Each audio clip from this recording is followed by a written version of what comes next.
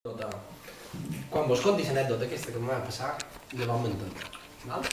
És un tema que sempre discuteix amb les meves amigues i amb les ties i tot això, i és que jo trobo que les ties s'han de depilar.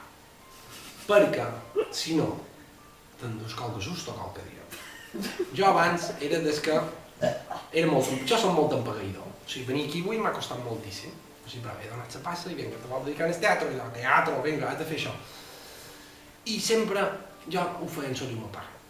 I molt de dies i tot no sabia ni en què m'hi colgava. Era una femella, això sí, fins aquí, amigos, arribàvem, I res. I un dia, pues això, no sé, devia arribar molt, jo això i no havia tocat gaire, sabeu?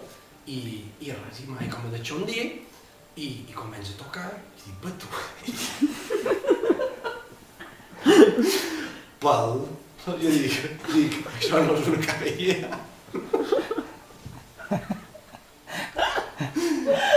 I toca. I dic, cago en Déu, si m'he colgat amb una moneda.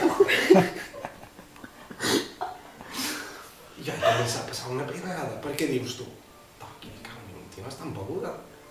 Vinga, toca, pel perill, per l'esquerna, per els braços, per les cuixes. I tenia una porada d'anar a tocar allà perquè dic, si ara és una perdiu, me quedaré fent pols. I dic, i a més, pensarà que vull tema. I ja me tens allà, com mirar si una persona és un tio o una tia, perquè les mames tampoc li es podia tocar.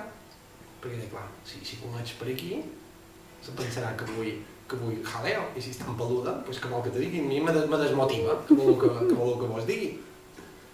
I res, i vaig dir, toca, i tot això. I sap per què vaig saber que era una femella? Per les ungles dels peus. Perquè amb això els tios són molt porcs. Piquen les ungles dels homes, perquè no els mostraran mai. Mostrem així, ensorrits, de qualsevol manera. Això ho vaig saber, perquè vaig tenir una lata. Un dia, que una amiga meva de Bernat, a les ties, li agrada que li faig pegatitos i tot això. I un dia li vaig fer això, pegatitos per aquí, pegatitos per allà, batuadell, i el senyor vamos aixecant i anava repinyada per les mans.